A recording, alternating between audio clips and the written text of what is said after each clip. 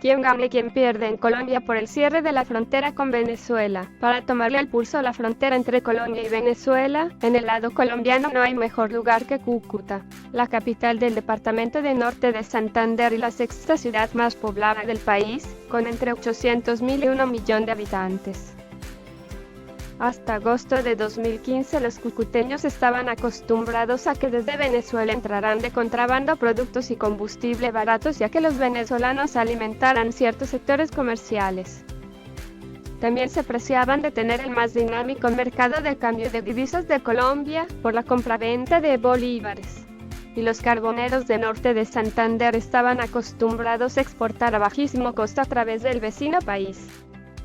Pero, de un manotazo, el presidente venezolano Nicolás Maduro cambió todo el 19 de agosto de 2015. Ese día Maduro decretó el cierre de la frontera de 2.200 kilómetros, argumentando que dejarla abierta implicaba un riesgo de seguridad por la presencia de lo que él llamó paramilitares colombianos, y para frenar el contrabando de productos básicos desde una Venezuela cada vez más golpeada por la escasez. Desde entonces, se redibujó el tablero de ganadores y perdedores en el lado colombiano de la frontera. El costo de exportar carbón se disparó en dólares americanos 16 por tonelada, pues el recorrido hacia los puertos colombianos es más largo y el costo de transporte más alto. Y aunque las ayudas del gobierno hicieron que ese incremento se redujera a dólares americanos 9, según cifras del Observatorio Económico de la Cámara de Comercio de Cúcuta, CCC, la exportación de carbón térmico cayó de 120.000 toneladas mensuales a 66.000 y, en algún mes, a tan solo 4.000, informó Jaime Rodríguez, de la Asociación de Carboneros de Norte de Santander. El empleo en el sector carbón cayó un 50%, a unos 2.500 trabajadores. Y los cambistas, que vivían de la compraventa de pesos colombianos y bolívares, también vieron cómo se esfumaban los billetes. Las operaciones disminuyeron un 80%, le dijo al BBC Mundo Juan Fernando González, presidente de la Asociación de Cambistas de Cúcuta. Las casas de cambio autorizadas pasaron de 320 a 40. Se perdieron unos 300 puestos de trabajo formales en el sector. La falta de llegada de venezolanos también impactó en el comercio y la hotelería de la ciudad. Si antes de la decisión de Maduro los hoteles tenían un 45% de ocupación, ahora tienen un 35%. Antes había un vuelo diario de Cúcuta a Panamá, casi totalmente lleno de venezolanos, mientras que ahora hay 2 a la semana. Y de los 13 vuelos diarios a Bogotá de Avianca quedan 8. Fundamentalmente, como pretendía Maduro, el cierre de la frontera frenó, aunque no del todo, el contrabando desde Venezuela de combustible, alimentos, artículos de limpieza y tocador y medicinas. Y eso hizo que los precios se dispararan en Cúcuta, que pasó de ser la ciudad con la inflación más baja de Colombia a ser la que tiene la inflación más alta del país, de acuerdo con la CCC. El acumulado para junio de 2016 era ya de 6,83%. La disparada de precios fue un reflejo de la formalización de segmentos claves de la economía. Los cucuteños tuvieron que empezar a comprar productos colombianos sin subsidios y con impuestos. Se desinfló el globo del lado de la informalidad y sintieron cómo se inflaba de su lado los supermercados, los productores de alimentos y las gasolineras. Si hace poco más de un año un recorrido por Cúcuta era un paseo por calles salpicadas de interminables pimpinas, envases, naranjas y amarillas cargadas de combustible barato venezolano, hoy estas apenas se ven. Además, el galón de contrabando es ahora unos 1.000 pesos, dólares americanos 0,35, más caro que el de la estación de servicio, por el costo extra de cruzarlo de un lado a otro, aunque hay quienes lo siguen comprando porque es combustible de mejor calidad. Álvaro Rad es el propietario de una de las 31 estaciones de servicio que hay en el área metropolitana de Cúcuta. Antes de agosto de 2015 su estación vendía 130.000 galones al mes, ahora vende un promedio de 235.000. Teme que al levantar el cierre de fronteras se desplomen sus ventas. Mi proyección si abren la frontera es que estaremos en entre 140.000 y 180.000 galones. Y aunque las estaciones de servicio se beneficiaron, el cierre de frontera también tuvo efectos negativos para la industria petrolera colombiana.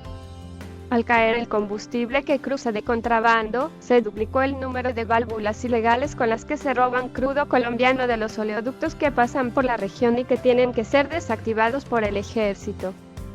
Con ese crudo, en refinerías ilegales improvisadas se fabrica pate grillo, un combustible artesanal que cuando sale de buena calidad se vende al interior del país para vehículos, y cuando no es tan bueno se envía a laboratorios para el procesamiento de hoja de coca para cocaína. Los supermercados que venden productos colombianos también se vieron beneficiados por el cierre fronterizo. Un gran supermercado que había dejado de operar volvió a abrir, otro multiplicó por 5 sus ventas diarias. El rubro de alimentos en general registró una mejora. Las plantas autorizadas, que solo pueden matar animales certificados colombianos, aumentaron su sacrificio en un 60% durante el cierre de la frontera, le dijo al BBC Mundo Andrés Hoyos, presidente del Comité de Ganaderos de Norte de Santander, Coganor. Según cálculos de Coganor, antes del cierre del total de 90 toneladas de carne que se consumen en Cúcuta por día, 70 podían estar llegando de contrabando desde Venezuela. En Cúcuta hay 2 empresas arroceras, pero el mercado más malo para nosotros era Cúcuta, porque todo venía de Venezuela, me dijo también José Luis Santos, de la arrocera Agua Clara.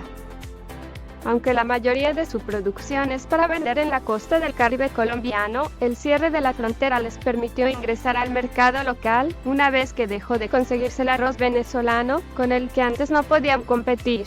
1 kilogramos de ese arroz podía salir 700 pesos colombianos, menos de dólares americanos 0,25, mientras su costo de producción era de 2.500 dólares americanos 0,85.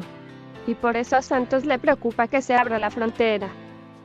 Eso va a generar más facilidades para que el contrabandista intente traer arroz de allá, dijo.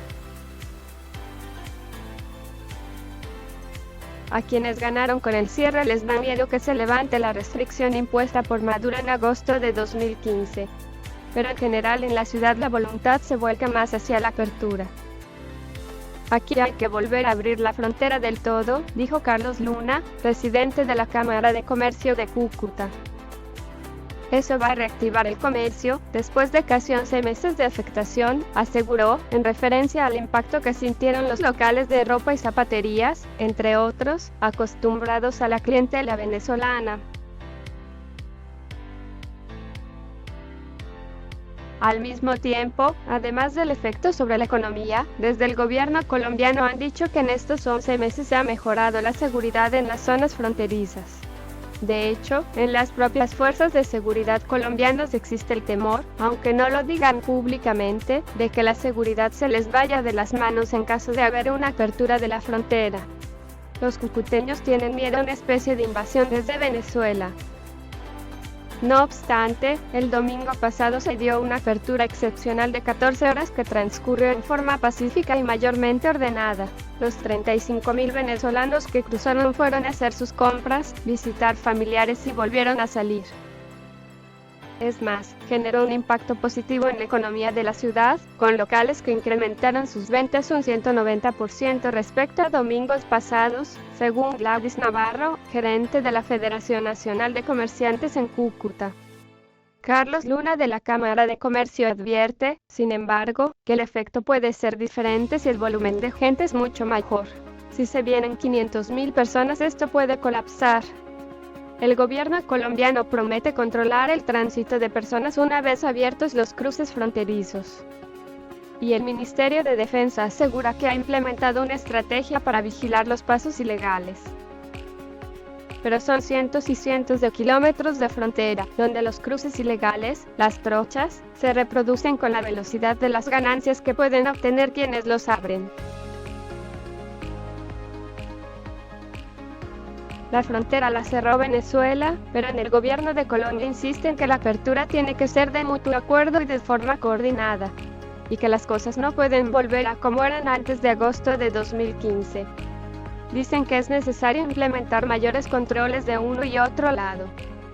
En Cúcuta, de hecho, se habla de instancias de formalización y alternativas para que no se repita el estado de cosas previo al cierre. Una propuesta es abrir una refinería en la región, para producir combustible a un costo menor, abastecer las estaciones de servicio locales y tratar de vencer la presión del contrabando. Otros proponen regulación para los pimpineros, vendedores de combustible venezolano, como exigirles un precio mínimo de venta. Y también mayores controles para evitar el contrabando de alimentos.